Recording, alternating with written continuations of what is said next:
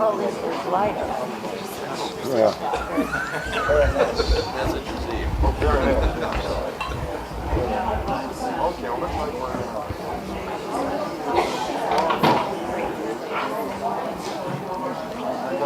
We can begin. Yes. Welcome, everybody, to what I think promises to be a very exciting panel discussion. But before we get going, I've got a couple of announcements to make and a confession. But it's not real exciting. Let me get the My priest. neighbors keep track of me, so nothing really important happens. You want to know the confession first? Well, I have mistakenly been telling you guys a lie for several weeks now. Our esteemed governor did not pass, or did not authorize a bill at this point which establishes a greeting. So I'm afraid I'll have to be saying, howdy. Well, we can go ahead and do it anyhow. Maybe she'll sign it into law one of these days. Sorry about that. It's been kind of fun. The other announcements, there's a lot of material out in the lobby. We have a young man running for LD19. He has his petition out there. There are a couple other petitions out there as well. So before you leave, take time to sign those petitions. We've got a lot of interesting material about LD19, also about our local Green Valley Club and what events we have coming up. I do want to promote 3 events that we shouldn't forget about. Next Saturday is another No Kings rally. It's a national rally. The last one we had was June 15th or 14th. It coincided with Flag Day. Anyhow, we had over 1,000 people at the corner of La Cañada and Esperanza. So this next Saturday, with so many of our winter folks back, I hope we can exceed that number. We the People Are Indivisible is also having one. Where's yours? It's up in Sarita at Fry's intersection. At Fry's in Sarita, and I've been told there's one in Amado, and they're going to line up on the frontage road of 19. So how fun is that? I hope you're able to cover all of these. I think you're going to have to. We'll come to ours first. Oh, that sounds good. Okay, so we got that going. Then, yes. What time is it going to be? 9 o'clock. Thank you very much. 9. Yes. And yours 9 also? o'clock. 9 o'clock there, and I don't know about Amado. 10:30. How much? 10:30. Oh, so we could go to both. Cool. Okay, the other 2 events I want to promote. A week from today, we have our Oktoberfest, and we're going to have here again at CPAC. We'll be in the rehearsal hall. We're going to serve you a lot of good food. We've got some special glasses that a Pilsner glass for beer if you prefer, and of course the wine glasses. And then we're all going to dance ourselves silly, dancing the polka and the schottisch. How many know how to schottisch? Enough. We can teach them. All right.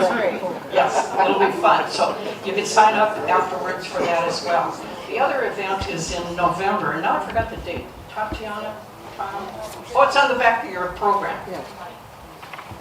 The trivia. Oh, trivia. November 9th, we will have another trivia afternoon. So be sure to join us. I think that's it. Anybody else got any announcements I've forgotten? Okay. Stop by the petition desk and sign our LD19 candidates petitions. Yeah, I did suggest to sign. Yep, we got it. Silence phone. Say which? Silence phone. Cell phone. Turn the ringer off. Oh! I think I turned my hearing aids off. What? Okay, with no further ado, I would like to introduce Larry Bodine. He is our moderator this afternoon, and he, oh no, what am I doing? Sit down. I forgot. Not yet, Larry. We have one other very, very important announcement. Several months ago, I suggested to our local Green Valley Club that there wasn't a really good rally cry. There wasn't a slogan that was getting us excited about the upcoming midterm elections. So I challenge you to come up with one. Well, I happened to mention it to Carol Smith, who was the president of the Democrat Club of Quail Creek. She thought that was a great idea. And in fact, she challenged her club against our club to see who could come up with the best slogan. We asked, you know, she and I couldn't choose because we'd win.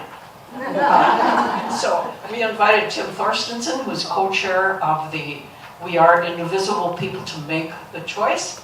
So Tim, please come forward and tell us who it is. What a privilege to be able to choose the best rally cry. I'm going to announce the runner-up first, and then the winner. What we ranked were the two best out of a lot of submissions. So thank you for thinking, giving good thought to this, and for all the submissions that we waded through. The top two bubbled up. The runner-up from Bill Bates, who I don't believe is here. No. No Trump, no hate, no MAGA fascist state. That's one we can say out on the corner, right? Okay, but the winner is from Gene Buell, short and sweet. It is Wise Up, Rise Up.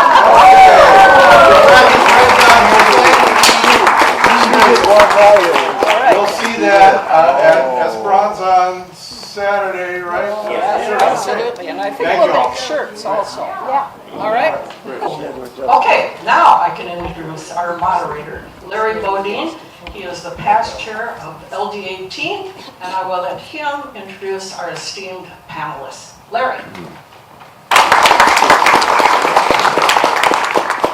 Well, everybody here is in for a real treat because we have a star-studded panel. What are you supposed to do with that? The microphone was arm wrestling me. In any event, I used to work as a reporter. You need to turn that. You need to turn that closer to your mouth. How's that? Oh, yeah. So what brings me here is I used to be a reporter back in the day on the New York Daily News. Picked up a couple of journalism awards along the way. Did that for about 20 years and got active in politics. I'm on the board of Democrats of Greater Tucson. I've been there for 5 years. I was the chair of the LD18 Democrats, and we're doing everything we can to, you know, get Trump out of office and strangle everything they're doing in the 2026 elections. But what brings us here today is journalism. Let me tell you about who's in front of you right now. On the left, we got Dan Scherer, someone I'm sure you all know. He's the editor of the Green Valley News and the Sahuarita Sun, and he's taught journalism at the college level. He oversees 17 editors and 130 newspapers for Wikimedia, and he's been doing that since 2009. It's about 30, actually. 30, okay. Oh, I'm sorry, a little apostrophe there. 30. And before that, he was a reporter for the Arizona Republic for 21 years, so he knows what he's talking about. Next to him, we've got Bohdan Zachary. He oversees AZPM's original content production. He's an award-winning executive with a career in journalism. He's got 20 news reporters and producers working for him. You can read his bio in there, but a couple of things that got left out is that he knows Cher. He did some movie work for Cher, so there's some really good stories in that. And one of his claims to fame is he did an expose on Hollywood's meth epidemic. And he's been in LA, he's been in New York, he's been in Milwaukee. When he was in Milwaukee, he turned the PBS station there into one of the most popular ones on the whole planet. He did a presentation on kids in crisis, You're Not Alone. And it was simulcast worldwide and picked up by 80 PBS stations. He's got a lot to his credit. And then of course we have Kendall. Kendall is an assistant professor of journalism at the University of Arizona. But before that, She was a news reporter. She started out, let's see if I can read my own writing here, at the Fronteras desk in Hermosillo, Arizona for KJZZ. Did that in 2018. She was a senior field correspondent. And then she got her master's at the University of Arizona in journalism in 2016. And then she joined the faculty in 2023. And she is working to be a bridge between journalism and academia. And she's gotten 5 first place awards for writing from the Arizona Press Club and an Edward R. Murrow Award for reporting on distance learning during the pandemic. And last but not least, we have Paul Ingram, who is a Tucson-based photojournalist and investigative reporter. He won the Arizona Press Club's 2024 Award for Best News Photography. And then before that, he got the first place award from the Arizona Press Association for investigative reporting. And he writes about crime, justice, immigration, just about everything. And and he's fluent in Spanish. Is that right? So, in any event, I've read some of his stories, and they're just fantastic. And he has written about the interference of the federal government in a local murder case. And also, he has covered everybody's favorite political nitwit, Justine Wadsack, and all of her filings, in court.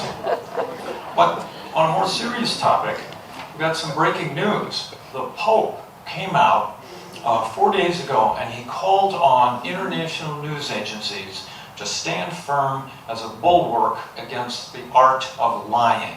And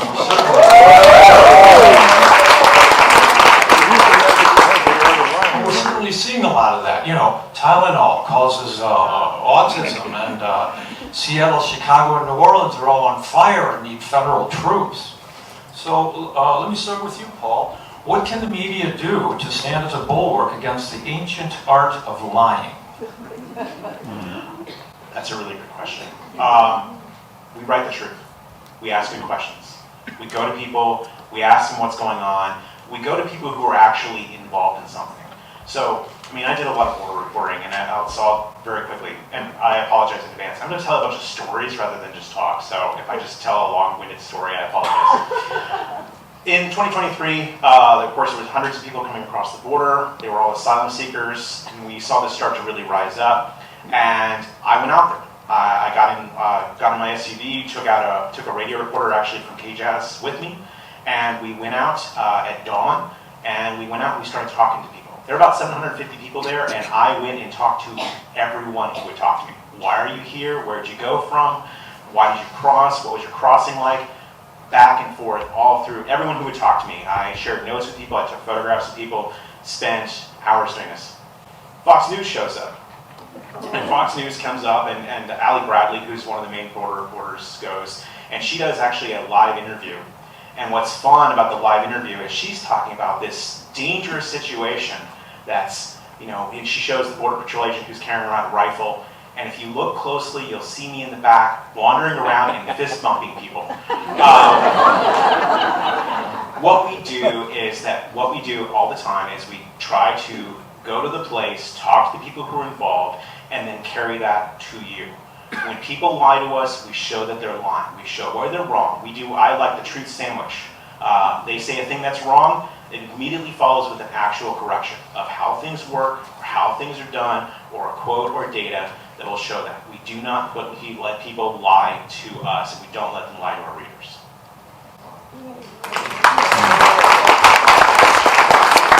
Kendall, what are you telling the students, about the river of lies that we have to deal with? Thank you. Well, I think that's a huge part of what we talk to students about. We talk to them about journalistic ethics and values. We teach them those fundamental skills.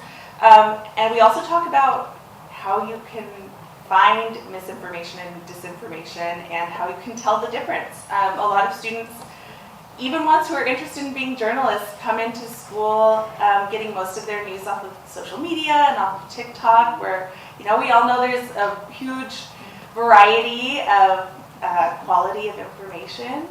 So one of the first things that we do is make sure they're reading and watching and listening to the good news that is produced by our colleagues in Tucson and across Arizona and throughout the country. But certainly is drilling in exactly that as reporters we find and report and share the truth. Bohdan,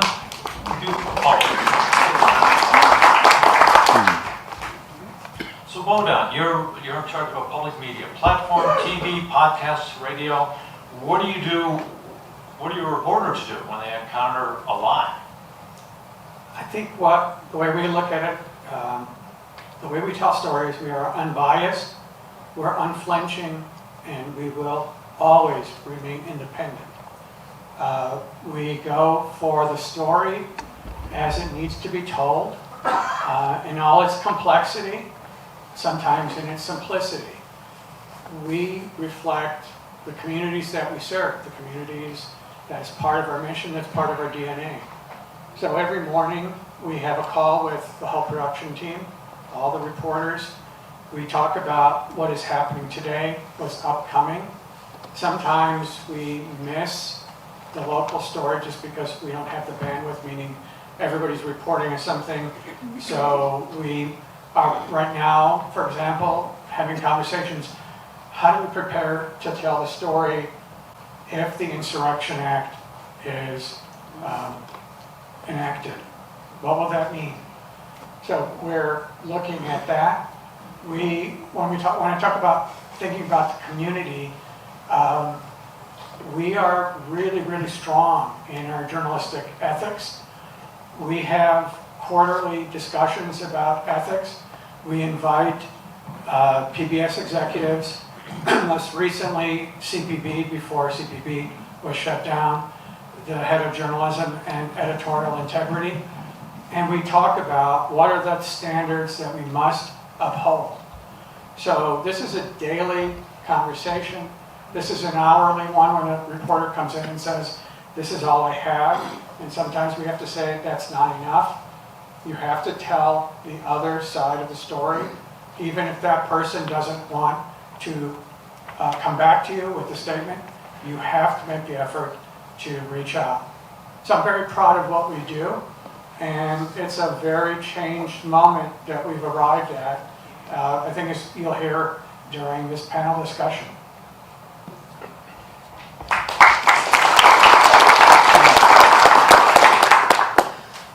I think for us, telling the truth, being objective, playing it up the middle is not a problem.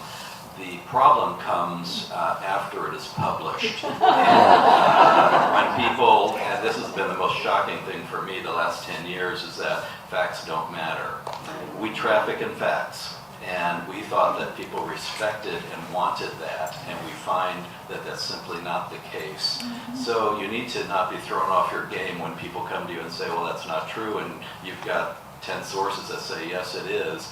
You keep forging ahead, you tell the truth, and if people want to quit the paper because we're a liberal rag or too conservative or whatever, go.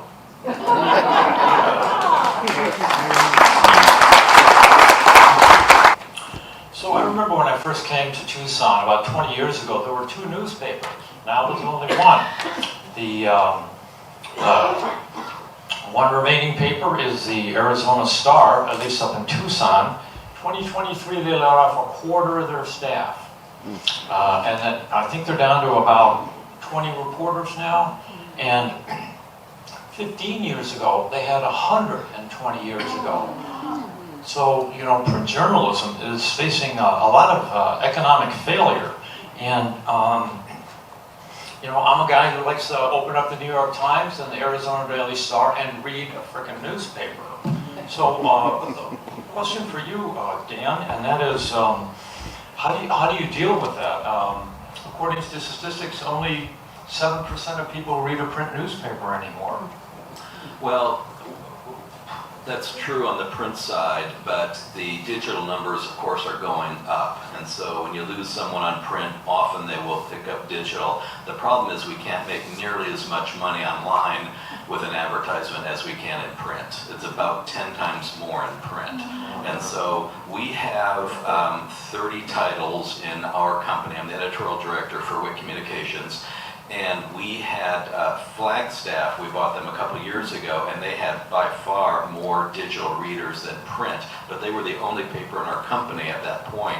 Since then, we've had 2 more make that switch, and we know which direction it's going. That's fine. So we are we're glad for that direction, but the financial strain is always going to be there. We've made some tough decisions just this year. A publisher over 1 paper, now maybe over 2, that type of a thing. But I will tell you that in all the changes we have made this year, we have a new CEO and I like him, we have not cut from newsrooms. And because we understand that that's why people are coming to the paper. And so we have to remain strong, but we have gone to 1 print edition a week, not here, but in other markets, or just had to make other changes like that, fewer pages or whatever. It's scary, I'll be honest with you. First time in my career, 40 years, I am very concerned about local journalism. You want to pick it up from there? Yeah. So I work for an online nonprofit. The Tucson Sentinel actually kind of came out of the loss of the Tucson Citizen. One of the editors, Dylan Smith, essentially was one of the pieces of digital editor of the Tucson Citizen, and when it closed, he went home, had a drink, and bought the domain for TucsonSentinel.com. So, we've been built through the idea that we're a nonprofit online, which means, now on one hand, it means that we don't get the advertising revenue that the newspapers get. On the other hand, almost all of the money that comes to us gets immediately pushed back out to reporters. We're very lean, we're very tight.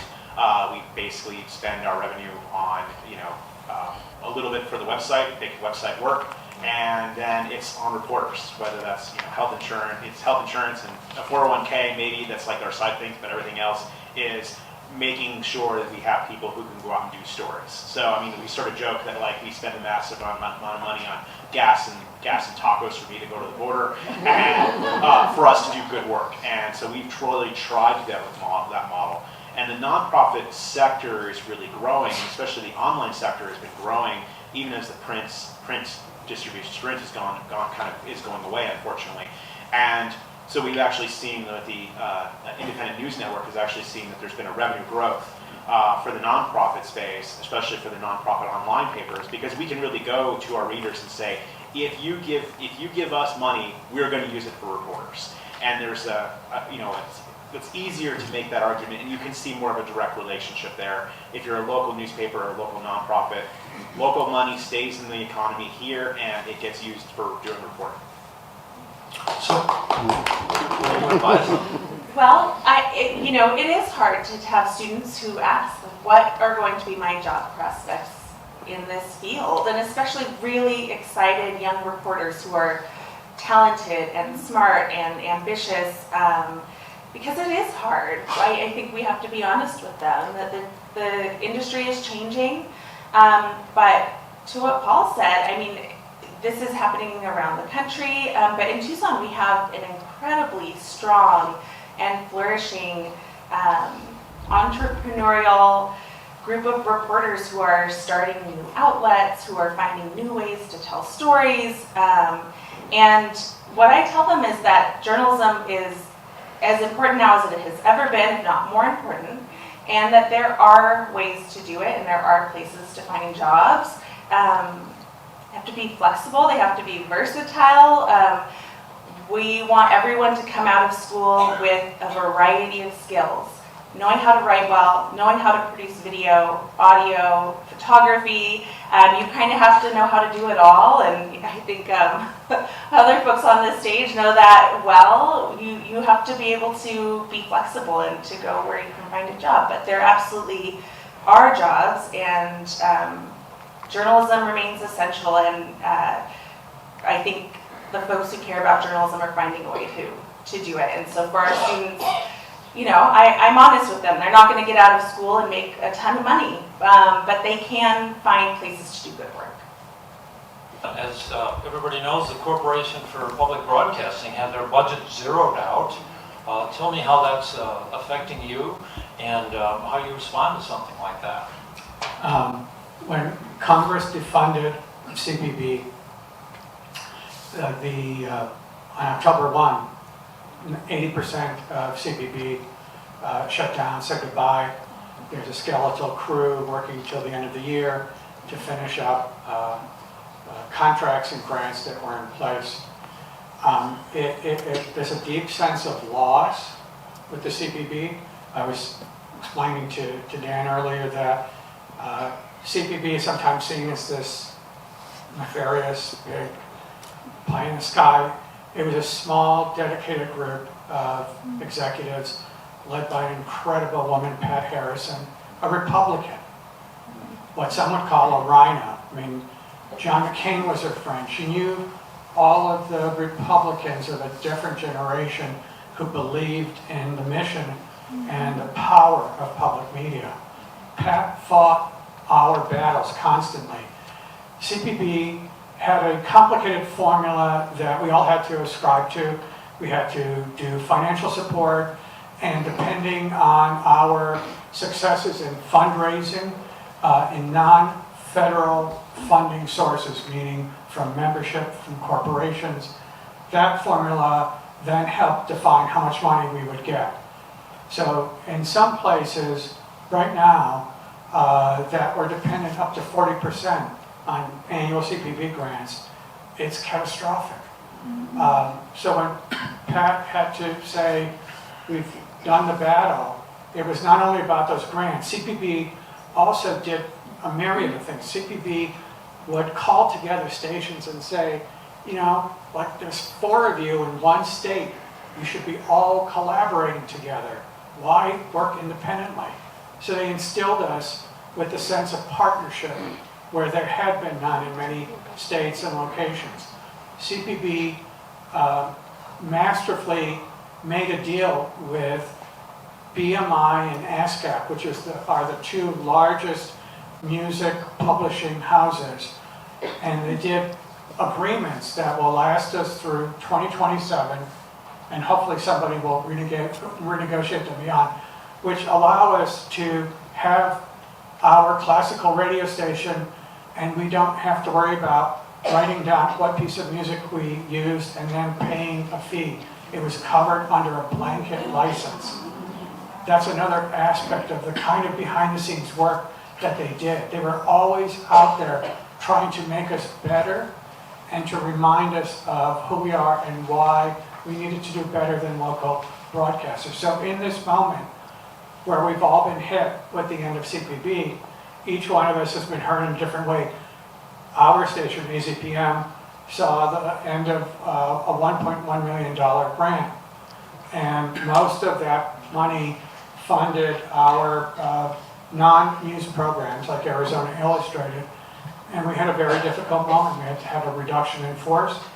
And 4 of the very talented producers of that show are no longer with us. At the same time, I'm happy to report we are so committed to telling the news of the communities we serve that we have just hired 3 brand new reporters, 2 of them from the University of Arizona Journalism School, who had worked for us as student reporter producers, who are a new generation that know how to do video and writing and reporting on radio and reporting on podcasts. This is where, when Kendall talks about having to make new students aware, new journalists, that it's a changed world. That's what we're dealing with too. So we have now refocused our energies and hired the 3 new producers on the AZPM News side. We're interviewing for 3 more, and 2 interviews on Friday, 2 tomorrow. It's in my head already. And so we'll have 3, and then we're hiring a senior producer who starts on the 16th of October, and we're in the middle of discussions for a news director. So by the time we are done, we're going to be stronger than ever on the AZPM News side.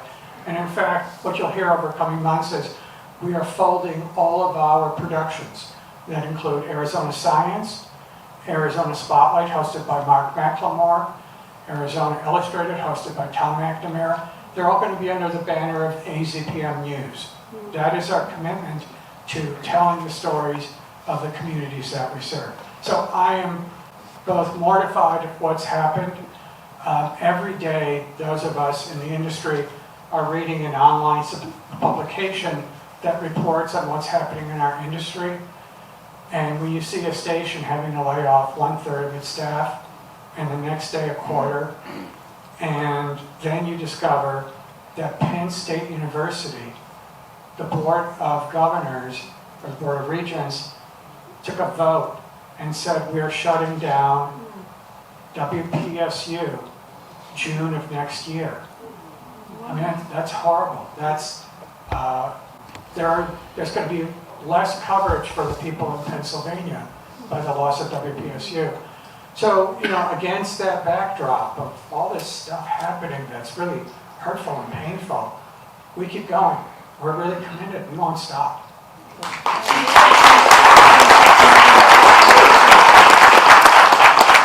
Larry, can I follow up with, I want Kendall to tell me I'm wrong. I'm on the university and the community college campuses a few times a year, and what I'm seeing is that we're turning out content producers, but not journalists, and they're very, very different. So we're also turning out people who know how to use gadgets, social media, AI, video, which is very important, but they don't know how to tell a story, they don't know how to fact check, they don't dig, they don't whatever. So I'm wondering, a lot of journalism departments across the country are really trying to figure out this new changing media landscape, and should we even call ourselves a journalism department anymore? I know that you have a new leader of the journalism school. What is going on there? Good question. Yeah, I mean, I think it's absolutely true that there are plenty of our students who decide not to go into journalism and go into other kinds of content creation, in quotes, or marketing, PR. But we definitely have many who are very, very committed to journalism and do learn those skills. Our school, we have a new leader, we have a new director. I'm here, of course, speaking in my personal capacity, not as a representative of the school. But I would say that we, in our school, for example, are doing a lot of thinking about how to make our curriculum updated, relevant, but also keeping those foundational skills. I think journalism in and of itself is so valuable. We have a core of, we're professors of practice, we've been in the field, we know what journalism is, and we're definitely fighting to keep that, because it's true. There is a lot of pressure, there's money, there's jobs in this broader world of content creation, but not all of it is journalists. And we hope to prepare students for jobs and wherever they end up going, but certainly we want to make sure that they have those foundational skills, because they don't know how to provide the truth, as we've been talking about, then they won't make good journalists. So yeah, it's definitely a challenge, but I can promise we're working on it.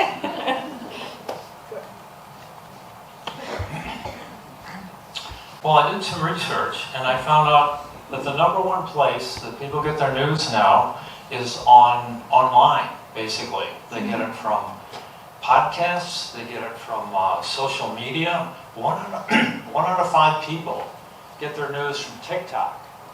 And I've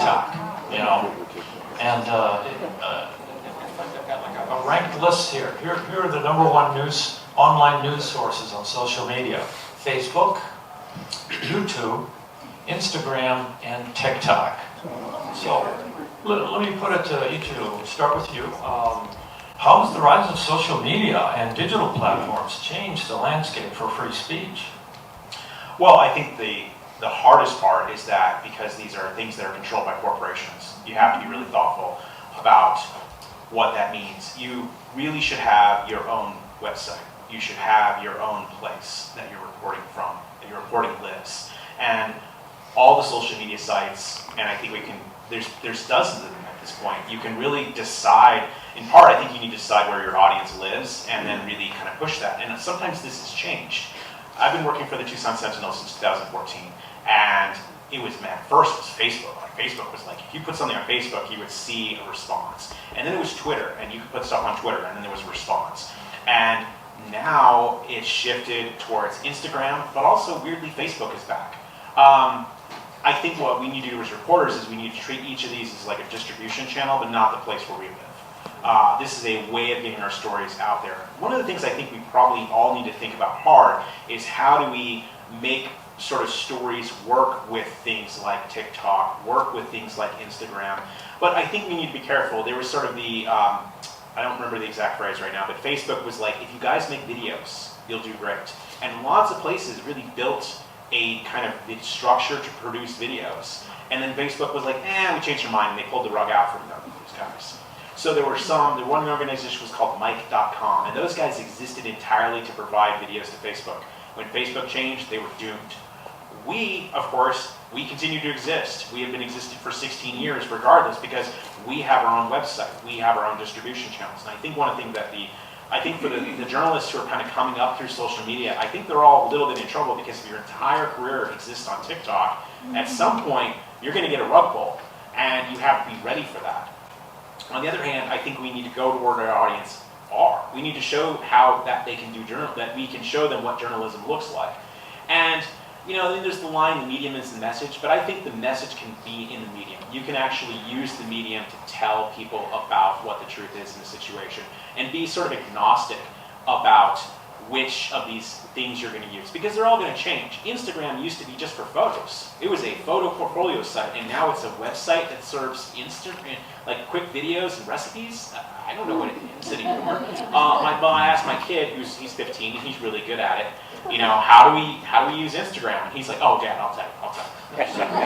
And I really like one thing I really like is seeing people who are coming out of the J schools, because they have a facility for using these things. They're just better at it. Like, they know how to use Instagram stories. This sounds I feel like I'm like a million years old by saying this, but I know Instagram. I was like, I understand Instagram. And they're like, have you used Instagram stories? And I go, no. And they're like, oh, you can actually put a link in the story with the photograph or the video. And wait, how do you do that? I don't know how to do that. I actually made one of our interns show me how to do that, and I haven't gotten good at it, but we need to be flexible. We need to be flexible about where our audience is, where they live, but we still have to do good journalism and not just be TikTok responsive. We need to use these things. We need to use them as tools. Kendall, are you telling your students, to write for Facebook and YouTube and Instagram and TikTok? So I'm not telling them to write for that, but similar to what Paul is saying, it's, doing good journalism, but then in a lot of cases, learning from them how we can reach audience with that journalism. I think, I say this foundational skills, these principles and ethics of journalism, those are the core, and I think they have to be the core. And one of the reasons is that people say they get their news on Facebook and TikTok. Some of what they're getting is news, and some of what they're getting isn't, but they think it is. So it's really important that we are there. And I think young people and the students in journalism school right now are helping newsrooms get there. Some of the most successful outlets on these social media sites are turning to young people to do that. I'll just call out AZPM, one of their wonderful reporters, Hannah Cree, has made some great Instagram posts and online content that I think reaches a different audience and is really engaging. It doesn't replace actually going to the site and reading the stories, but it might reach a different audience.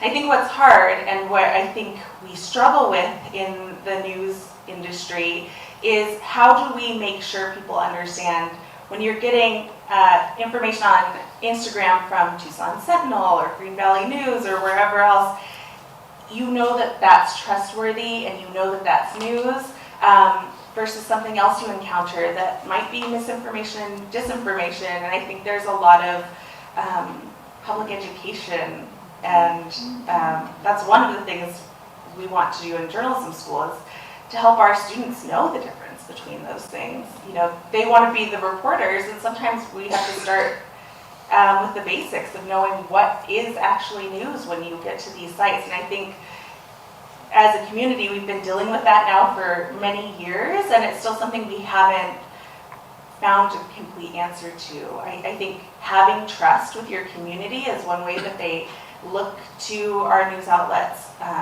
They see something out there that they're not sure if it's right or not, and they can go to the Sentinel or AZPM and see, okay, is this being reported there? But yeah, I think finding those audiences and making sure that they're trusted, and then leveraging the incredible skills of young people who actually know what is appealing to their peers is important.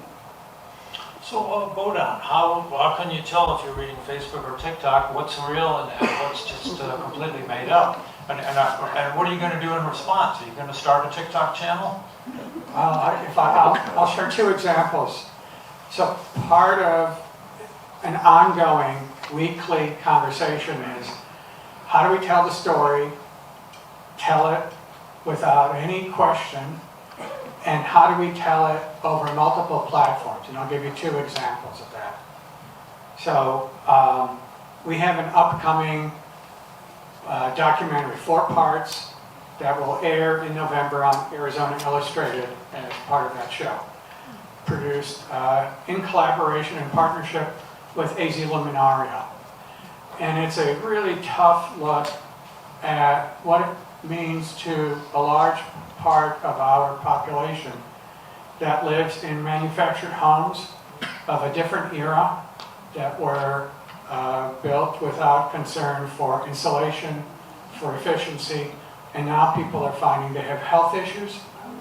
They are being forced out because of rising electrical costs, and in many cases there's a new thing happening, which is out-of-state companies are buying up the land and are jacking up the land lease, forcing people out of their homes. So this will be 4 parts, produced by John DeSoto for Arizona Illustrated. We then sit there and talk about what else are we going to do with it. Mark McLemore on Arizona Spotlight is going to speak with the 2 producers of that series, the 2 reporters, to do a reporter's feedback, to see where the story has gone since it aired, what was the response we got to it. We will tell it on AZPM News Daily.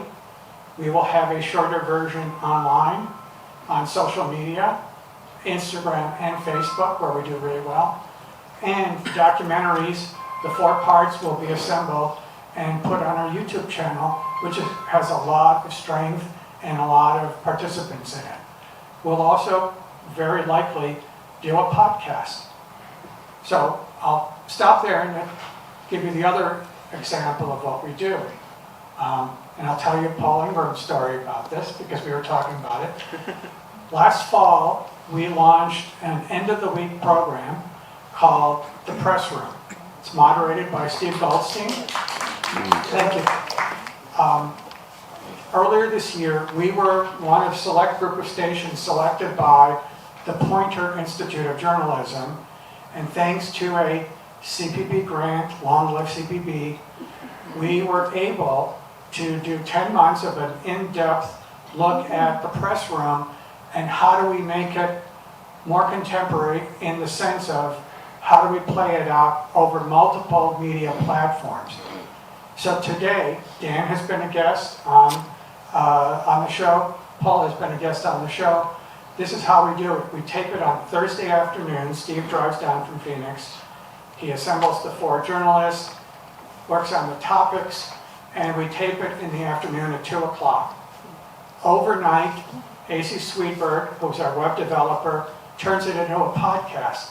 So if you subscribe to the AZPM podcasts, you will have it automatically available, whether you drive to work, or you're making breakfast and you want to listen to it, or you're cleaning house and you want to listen to it.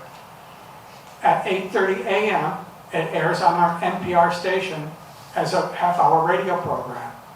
Then it gets simulcast at 8:30 p.m. on a Friday night on our NPR station and on PBS 6.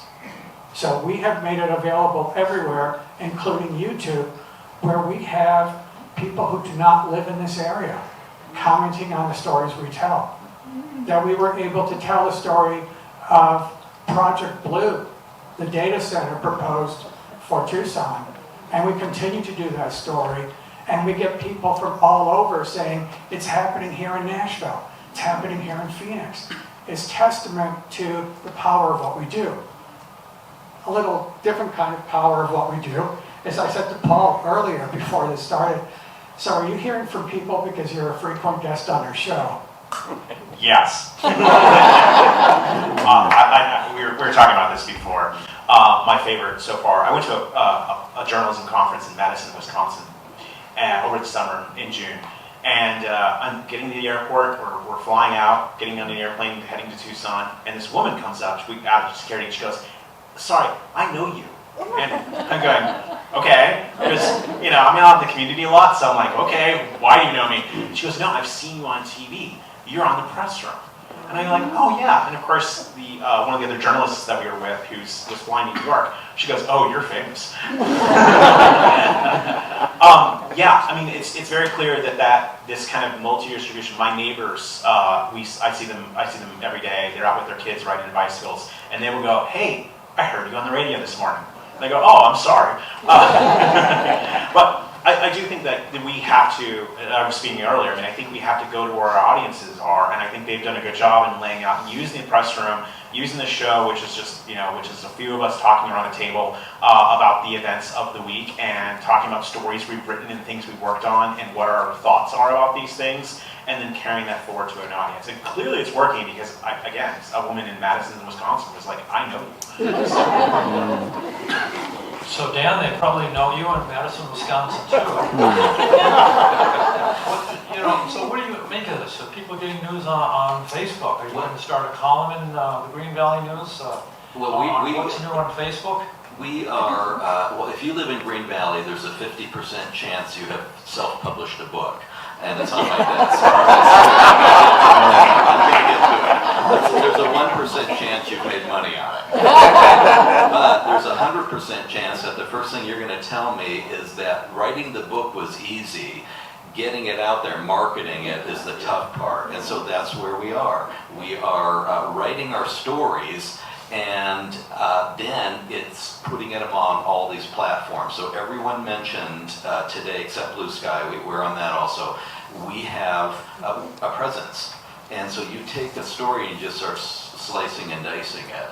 We are getting on Instagram 10 to 15 times the views that we get on YouTube or off of Facebook. And so these are important. But again, I go back to the fact that, okay, so these kids, as we keep calling them, can get the word out to lots of different platforms, but is that word really worth listening to or watching? We need to train good journalists, and I think we're overlooking that.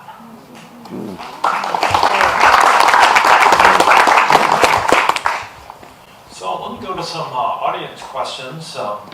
One is, we're in the second week of a government shutdown here, and federal troops are being sent to all my favorite cities. I used to live in Chicago. And with a compliant Congress on Trump's side, what can be done to stop this man? I ask as a Democrat and a voter and a fellow concerned citizen. Paul, what can we do about Trump? Oh, well, I have a really easy answer. No. I don't know.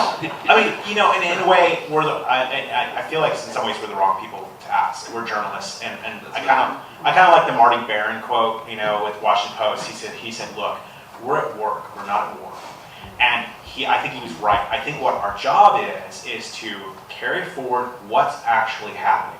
So the journalists who are in Chicago are doing a fantastic job, because what they're doing is they're filming they're filming or they're photographing, they're at the scene, they're watching what agents do, they're watching how they behave, they're asking good questions, they're getting arrested. The Chicago journalists are suing the federal government over how are they being treated. Good. We need to be there, and we need to show, but we need to show people without bias, through objectivity, with serious, thoughtful, and sane reporting what's going on. Is Chicago suddenly a hit of violence? No. Is Portland? No. Those places are not what the administration is characterizing. But our job is not to stop Trump, but is to show what they're doing, how they're acting, and how they're pursuing their goals, and to doing it with some seriousness. Now about Congress, look, we go to, I listened to Mark Kelly talk, and then I had another reporter record what Rich Siscomani said, and I put those both in the story.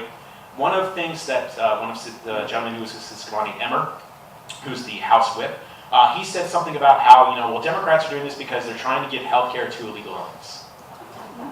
No, I said that is not true. I wrote in the story that is not true, and I told you why, and I gave you 2 or 3 sources why that wasn't true. And I looked it up. Like, he said that, and I knew it wasn't true, but I went and did my due diligence. I thought about it. I went to multiple sources. I ran it through. I actually read the Center for Immigration Studies, who's a right-wing anti-immigration group. And they said, well, it's true. But then what they meant was, it's true, is that people get health care and under emergency services. So is some money getting spent on people who are in the country without authorization? Yes. But it's a tiny, tiny, tiny little bucket of money. She goes, the real problem that I have is that Arizona is not paying my access soon enough. That's where my issues are. She goes, this is a tiny line item in my budget. That's not the thing that's worrying me. The thing that's worrying me is access to insurance companies. But the administration is talking about this because they're trying to come up with another reason why they can short health care, and this is a particularly good scapegoat. So when we write a story, we are going to listen to both sides. We are also going to tell you the truth. And when someone says something that's just false, I'm going to write it up. I'm going to say they said this, and here's why it's wrong. And I think that's our job. Our job isn't to get into political fights. Our job is to tell you the truth as best we know it, as best the information is, as well as we can do it each and every day.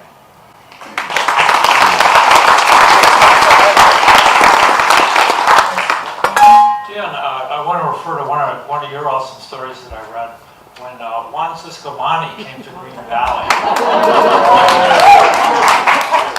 The audience turned on him, and you called it the Green Valley Smackdown. You got to read this story. Go online and find it.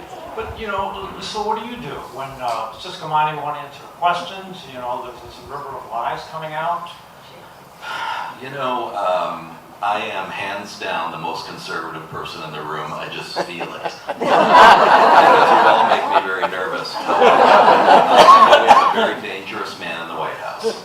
There's just no getting around it. So then someone comes up to me and says, well, you're supposed to be neutral. I said, no, I'm supposed to be truthful. And if that sounds, there rings a bell. That's Christiane Amanpour's, I think she even has a sweater that says it on it, truthful, not neutral. And that's where we are when it comes to President Trump, because he lies almost every time his mouth is moving. And so we need to point it out. And I was phoned in on that same Emmer press conference with Siscomani also, and he lied about that. And then he also, as we pointed out in our story, lied about a quote from Maxine Waters. Trust me, no fan of hers, but she did not come out and say, yeah, we want money for illegal immigrants' health care. She did not say that, yet he said that. So here we have the whip, number 3, in Congress, lying to us. And then there's Juan not calling him out. And that's a problem. And Juan has said to me personally, and then he has said at many other places, that that's not my job. I'm just here to serve the judge. No, I disagree. Your job is to call out lies, but particularly from people from your own party. People you've taken selfies with, at the inauguration, all this. So this is a very unique time for journalists, because there's so much at stake here. And so I agree, we're not taking sides on this, but we have to call BS on so much of that, what is going on. And so I am so curious about what happens in next year's election. If things are worse than they are now, I can imagine it's going to be a bloodbath for the Republicans. But we will just continue to carry on telling the truth, calling him on the carpet for this. Juan Ciscomani, absolutely not happy with me right now, and I don't care. I'm hearing Juan's not happy, and I'm saying, about what? And I'm not getting anything back. It's all accurate. So Bonan, one of your reporters goes out and they get a quote from a Republican and it's blatantly false. They've been lied to. How do you deal with that? Well, if I just want to take a current incident or event happening. So the White House issued a letter of compact, as it's being called, to our university to say, you will do this, you will not do that if you want money. And so I just wanted to dwell on that for a second. So you can have a personal feeling, what you think that means, but we have to report it. And we are reporting very factually. So, you know, that the president and the ABOR are still thinking about what the decision will be, what their response will be, is part of the story. We know that the Senate in the university has said, no, this is really bad. We can tell the story of what students are thinking. We can tell those stories, but we cannot wrap it up and say, and therefore, this means that, and this is our opinion. We do not provide an opinion.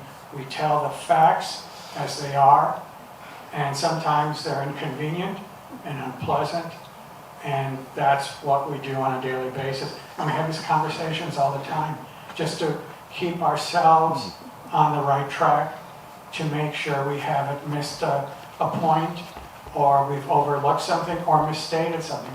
We cannot ever do that.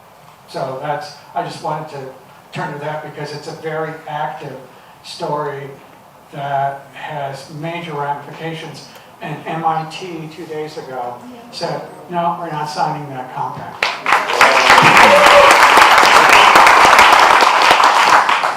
So, Kendall, when you're talking to your students, now I don't watch Fox News, but I'm told that it bears no relation to reality at all. Do you encourage your students to work for Fox News, and how do you deal with that?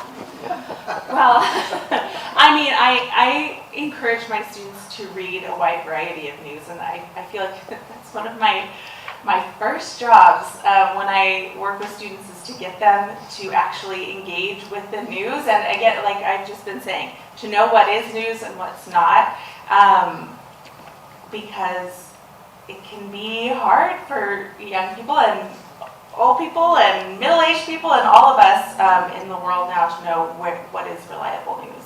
I do want to touch on the compact because it's very active for the university right now. We don't know what's going to happen there. But for me, again, speaking in my personal capacity, it's a concern for a journalism school because we do need to be able to teach students to find the truth and to report it. And we need to be able to talk to them about the things that they're reporting on. And language in this compact certainly would curtail our ability to be able to do that. And we don't know what's going to happen with that yet. We know that there's a lot of pushback from our community, from faculty. There are people thinking about if they need to get different jobs. There are students thinking about going to different universities. So as a journalism school, specifically, there are huge potential ramifications. I want to bring up a different topic, and that is AI. Artificial intelligence has become quite prevalent. It's a wonderful tool, but a terrible master. And in the writing that I do, I'll ask Perplexity and ChatGPT and Claude, to give me their analysis on something. And every now and then I get a story where I'm from ChatGPT and I'm reading it and I'm going, wow, I didn't know anything about that. I've never heard of this. I must be misinformed. And then when I checked it out, it was ChatGPT hallucinating. None of it was true. But the point is, you know, so like on the Tucson Sentinel, why not just have all your news written by AI? You know, it'd be a lot cheaper, it'd be a lot quicker. What do you think about that? I mean, I guess. Very quickly, the first thing I'll say about AI is there's no such thing. It's not artificial. It's not intelligent. It's no such thing. It's actually branding for a bunch of tools that are using language studies, essentially like what word follows the next word.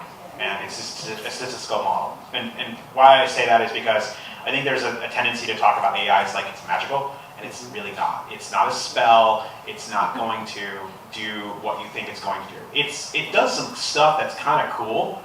Some of it's neat, but a lot of it's crap. Part of it is that we haven't gotten there with this technology. It's still really in its infancy.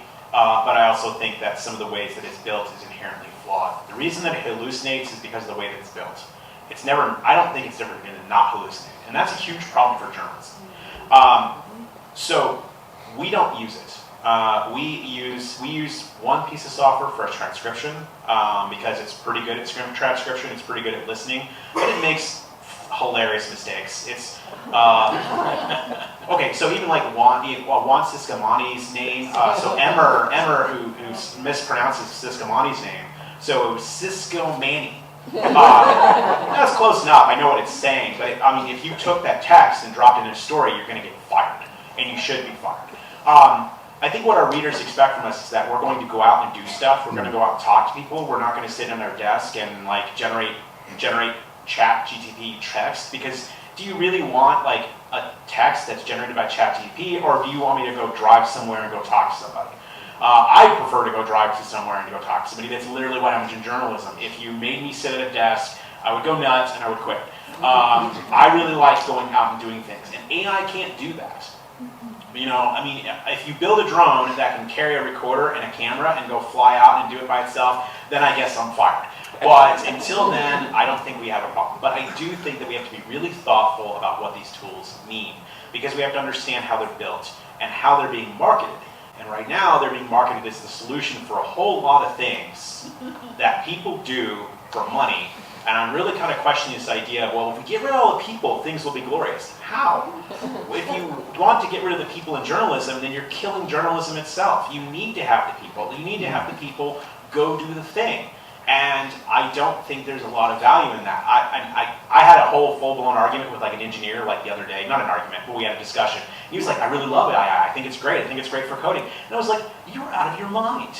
Because I can't trust it to do a 400-word story without it like hallucinating quotes or making stuff up or just getting it so hilariously wrong that I'm like, are you drunk? So I don't think that it's yet a tool. But I also think that journalism should be like, what tools can we use? What tools are effective? Can we use it for building code databases so that I can query a question? Actually, it's really good at that kind of stuff. So we have to be thoughtful. But right now, the Tucson Sentinel does not use any AI, and we probably won't because we just simply can't trust it. Also, honestly, putting it into your workflow, it's easier for me to write a story at this point because I've been doing this for 15 years. I can just get on the keyboard and bang it out, than it is for me to feed this thing to ChatGPT, have it give me a thing, and then read through and fix the thing. That actually takes longer. That's my copy editor's problem, is to fix my nonsense. They don't need to fix two of us' nonsense. So I think right now, it's not a very good tool, but I really want people to think about it. I joke that it's the stochastic parrot, which just simply means that it's just parroting back words it's heard before. And that's AI, and I think we need to be really thoughtful about how it's marketed, about what it means, and also that it's a collection of tools that are all being kind of bundled together because that's easy to market them. So, instead of hiring 3 reporters, couldn't you just hire 3 ChatGPT, like AI programs? Think of the money you would save. So what are the rules on that using Absolutely AI? not. I'll go back to PBS. Talia Rosen is the Senior Vice President of Editorial Integrity, and I forgot her whole title. She and Kathy Merritt from CPB held a 90-minute workshop with all the producers. I also invited the sales team, the foundation people. And one of the leading rules of PBS is absolutely nothing AI. Script-wise, you cannot create an image and put it into your documentary because there was no camera at that event. But here's what it might have looked like. Absolutely not. So PBS upholds that standard. We do too. There was a moment in which somebody whispered, I think this script was written by AI because there were too many dashes. And there's a AI, if you use it, does this weird thing where it puts a lot of dashes in certain sentences, and it's like, okay, I know that. There may have been, no, this was just a young writer who likes to write with dashes. I love the M dash. The M dash is the best punctuation ever, and I use it all the time, and I feel very bad about it because I think I might have taught the AI to do this. I'll give you an example of how dangerous AI can be, and it's also a preview of what we're working toward that I want you to know about. AI is so smart and so devious, or used by people who have really bad intent, that you might get a call from somebody who says, Janet, I want to talk to you about that loan you have on your house, and I can make it better. And that person doesn't exist. That's been created by AI based on public information that's out there that can be scalped by these AI models that Paul was talking about. And so more and more people are being duped about their finances, and it is part of an enormous financial scamming of senior citizens. And so we got excited when Attorney General Chris Mays announced that she was going to do a workshop or a town hall in Saddlebrook in a week about the issue of fraud and scam. And we've been thinking about that same topic because we hear from a lot of our donors who share their problems with us.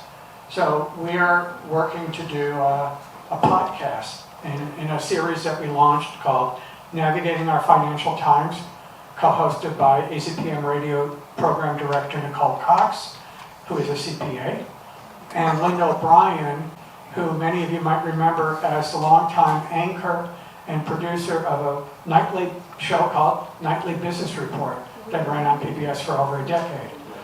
And we're going to do a whole podcast on frauds and scams and AI, because it is a Wild West story that is frightening, and it's just a bit of what we can do to reflect the issues that affect our communities. So I see what AI can do, and despite all the, it's going to save the world, it's going to do a lot more damage than it's going to do good at this moment. Dan, let me ask you. What if a reporter turned in a story that was written by AI? What would be your reaction?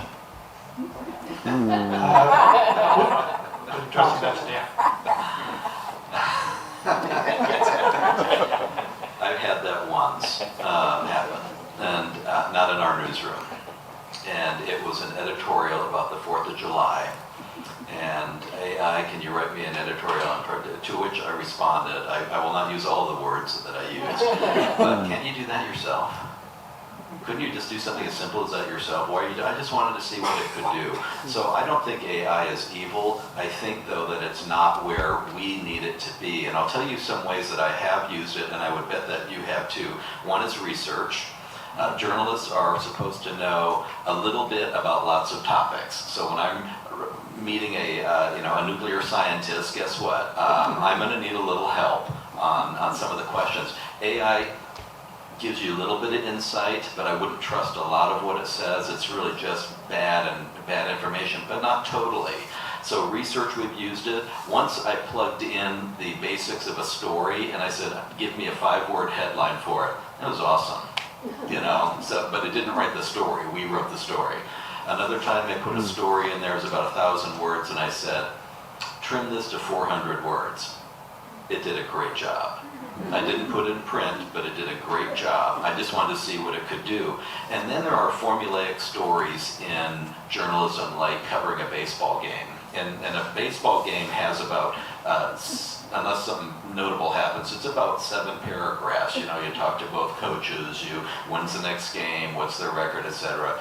And I know that a lot of people have experimented with that. Can we just plug in the basics of the game and have it write this formulaic story? Well, as Paul pointed out, we can probably write that a whole lot faster and more accurately than AI. So we're not there yet, but AI does have some potential to make our lives a little more efficient, just not right now. So question, Kendall, yeah, I don't know if you ask your students to write term papers, but I mean, are they writing term papers that were written by AI? And do you use an AI detector to check it out? So most of my students are writing news stories as their assignments, and I see AI sometimes. AI detectors are not very good right now, but humans are really good at detecting AI, and I can tell you that it's immediately obvious when a story's been written by AI, especially once you've seen it a couple of times. I, like many of the people on the stage, think that there are useful ways to utilize AI. I'm very concerned about the idea of students learning to do their jobs with AI because, as we've just mentioned, AI is not reliable. It often does a bad job. It can produce many errors, and I think students, certainly in journalism, stick to that, they need to know how to do the work on their own before ever introducing the idea of using AI for a formulaic story, for writing their headlines. You know, different newsrooms are using AI very differently, but certainly you need to know how to do the work yourself before relying on AI to help you with it. Question from the audience. How dangerous are lawsuits against the press? You know, our president has filed a suit against the Wall Street Journal, you know, saying, oh, I didn't put in that little drawing, you know, in the Epstein birthday book. And then it turned out he did. And he's also sued the New York Times for billions of dollars. How much of a threat is that? It's a huge threat, and let me tell you, right now, I handle all of the talking to the lawyers when we're being sued for all of our papers, and currently we're involved in a lawsuit in Sierra Vista and one up in our newspaper in West Alaska, and I will tell you that both of those suits, without a doubt, are going to be dismissed. But the one in Sierra Vista, we are already in for over $30,000. And a small company like ours, it kills us. It just kills us. Now we have insurance, which only goes so far, and then they're going to jack up the rates.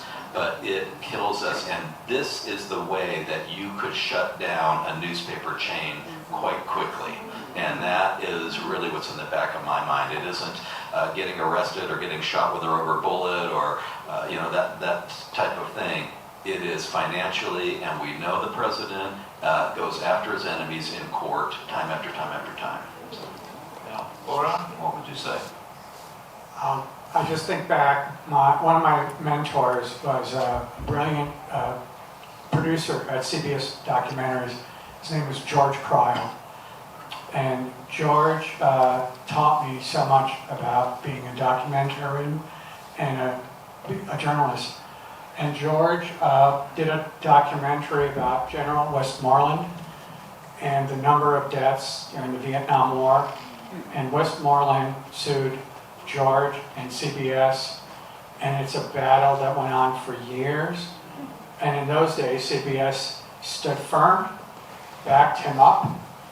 In this day and age, God knows George would have been out on the street and dismissed because every major media outlet, CBS being the latest, is playing games, playing into whatever the White House wants.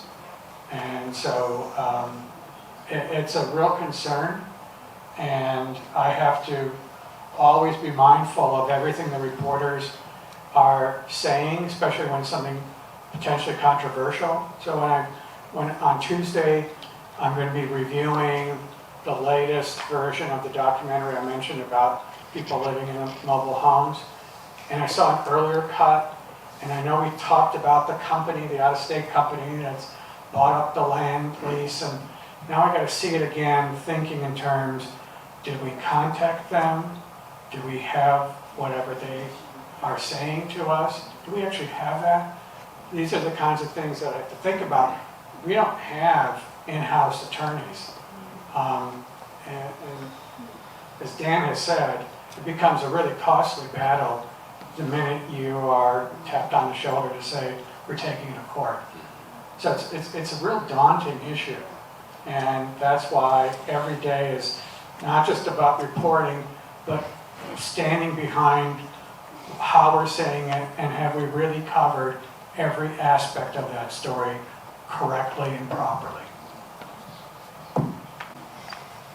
So Kendall, do you teach your students about New York Times versus Sullivan, that a public figure cannot be sued unless it's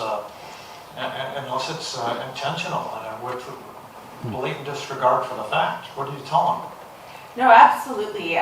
We teach them about media law, and specifically we have one of our faculty members has a law degree and is a lawyer, so she teaches them that, and good for her, because it's a lot of complicated information.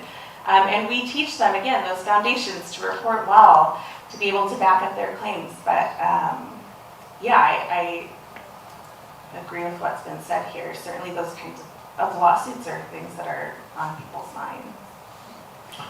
Paul, have you been sued? And what if somebody sued you? Well, I mean, I don't own anything, so that's,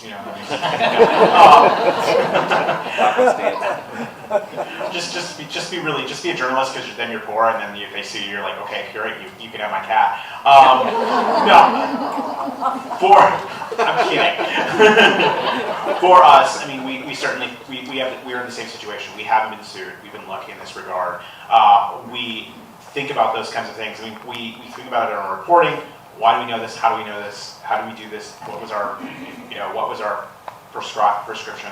And did they send us a text? Memorialize that text. If they send you an email, make sure you memorialize that email.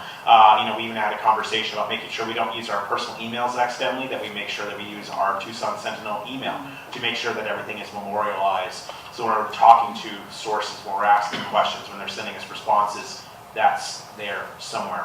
And I think for reporters, it's really about making sure you think about, if you had to defend this story in court, could you? And they said, well, how do you know this? And you go, oh, well, because he told me. How did you do that? Well, here's the tape. Would you like to hear it, Your Honor?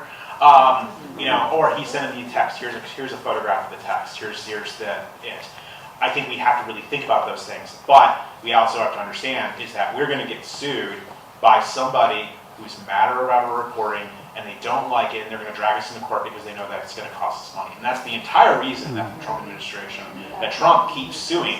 It's really to cost people money. And I think that Congress has made a mistake in a lot of ways of not pushing forward anti-SLAPP laws, of making sure that if you sue a reporter and they sue a reporter shows, well, no, it was true, and here's the proof, that if you're the one who launched the suit, you pay everyone's court costs. And the Congress has failed in this regard, and it's one of the things that Congress needs to do better about. There's several pieces of legislation that Congress could do to make journalism better, and they have punted it or have not put it through.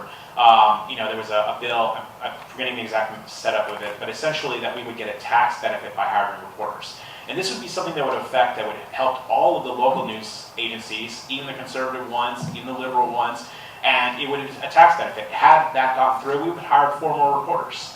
And the Senate and the Congress couldn't get it through. And because even though people go, well, the First Amendment's important, but when it comes down to it, Congress hasn't done us a lot of good in this way, and some of them have tried. There are good congressmen and senators who have tried, but there's a lot of us who have thwarted us. I really think people should ask for anti-SLAPP laws, a state law and a federal law that really says, I mean, yes, you can sue, but if I can show that this was the truth, you're done. And we need to do that. And I think we need to do a better job. And I also think that when the outlets, when you get sued, you need to tell people that. We're being sued over this, and I mean, sometimes there's strictures in doing that, but kind of talk about it. We're being sued over this. Here's the story that we wrote. Here's what the lawsuit is. Here's how it got. And also, sometimes just share it with other reporters. I mean, we do need to kind of someone who's bigger and better and has more lawyers and guns, so to speak. You know what? Maybe you need to give them the story to do that. We can't let things get uncovered because we're scared of getting sued. We have to move forward. We have to be brave, and that's going to be really tough. The financial problem is huge. And I think that's why these lawsuits are so effective, because they do kind of cow people, because people are sometimes maybe not worried about doing a story against a big company because that's the company that sues everyone. So we have to think about those things, and we have to pursue this, but we still have to pursue the truth. And we really keep in mind, people who sue reporters all the time, they're doing so for a reason. They're doing so because they think journalism actually matters, which I think is kind of the funniest part about this. They're saying, actually, I'm kind of afraid of you guys, which is why I'm going to come up with a way to hurt you.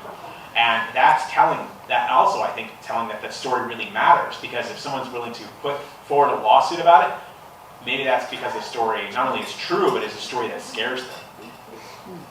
Good point. One last question here, and that is, isn't there something that all of you as journalists can do to band together to fight all these attacks against freedom of the press? You know, like Paul, you've won a couple of awards from the Arizona Press Club.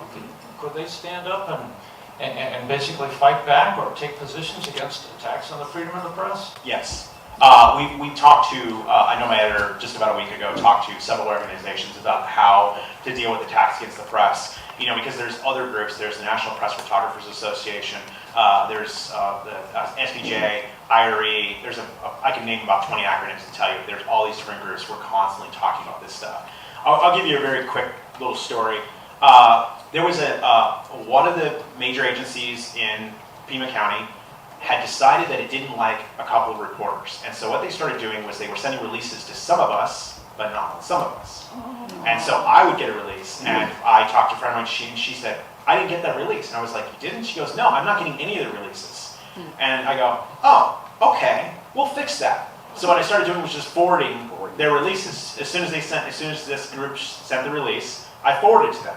And of course, they figured this out, and they were like, how are you getting these releases? We're not sending them to you. And she was like, I don't know, I'm just getting them, you know. And guess what? They stopped doing it because they realized she was still getting the story. She was still getting it just as fast as everybody else. It didn't matter. And I think every time reporters need to band together about this. I think of one press conference where we made former Governor Joe Ducey so furious he quit the press conference. And we've done this to him twice, which is great fun.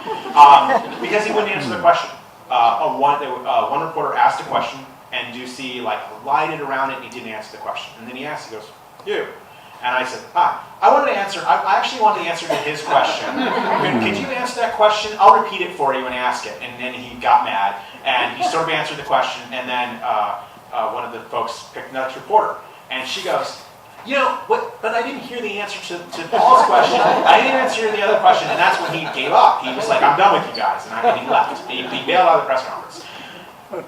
We have to work together. We have to think about, did he actually answer that question? Was that a group? And you know, even if it's not really a very interesting question, you kind of sit there going, that's the question you want to ask? All right. You might, but sometimes force an answer. I want to hear the answer to that question. You should answer that question. That's something that we need to do. And yes, so in short, we're working together, we're talking more. I actually feel like we're doing a better job in talking amongst each other about how things are going. I'm talking to all the border reporters and immigration reporters about how things are going, what they're running into, how can it help, what resources they can have, and we keep doing that. And I think we need to push that. We need to act as a group. We can do our own independent reporting, and we can just try to beat each other off the line every time that we can. But we also need to work together. So especially when these guys try to punish one of us for reporting a story they don't like, they're going to have to punish us all.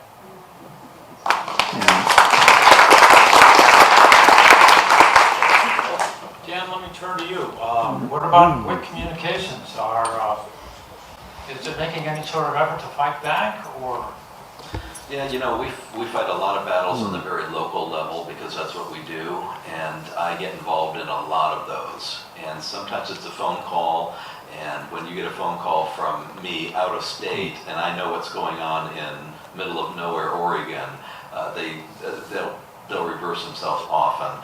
But somebody sent me just before I came here today an interesting story, and it made me really nervous. And it was that the CEO of the Illinois Press Association had joined a lawsuit against Trump because they were going after journalists covering the Chicago stuff, and his board didn't back him, and so he quit. And the board, of course, is not saying why. They're just saying, yeah, we're looking for a new person here.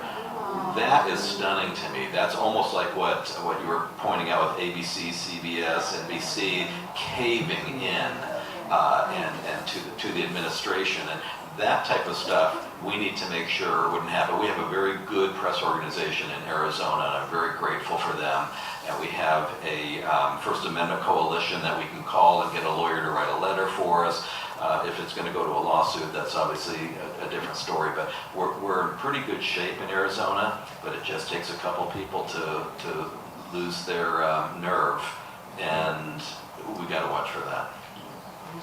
So Bona, you're a target for NPR and PBS. Are the PBS stations and NPR stations all getting together and unifying, trying to find a way to fight back, or what are you doing? Each of us is independent. Each of us has a separate license. So we speak on group calls about issues.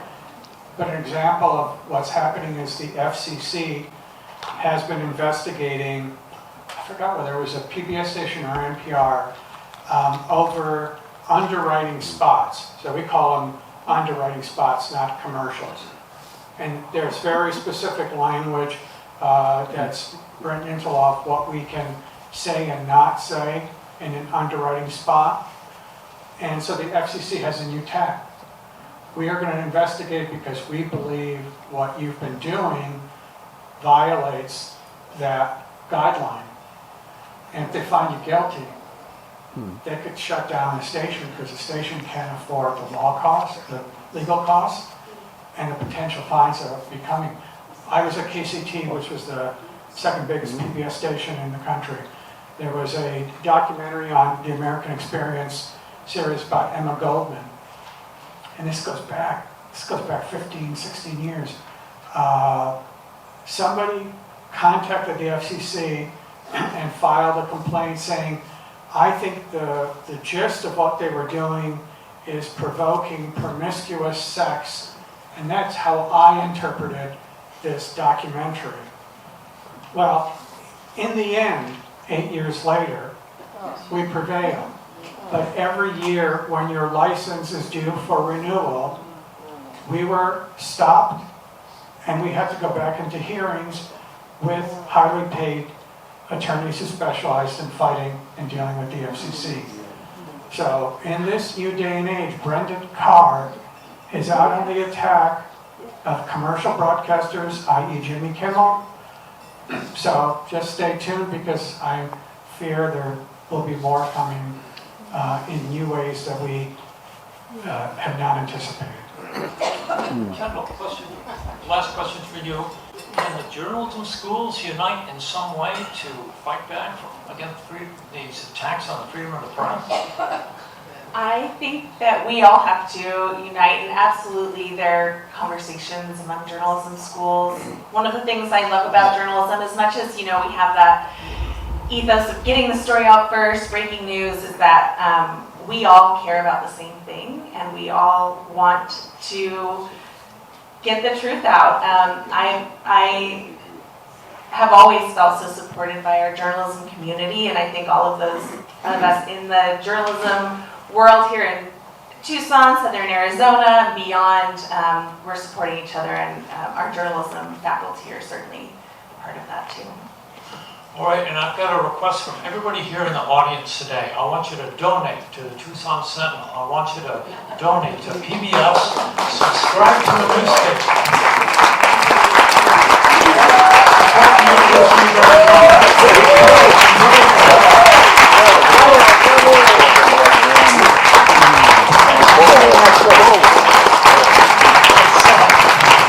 Obviously, this could have gone on much longer. Appreciate Larry, Paul, Kendall, Boudin, and Dan.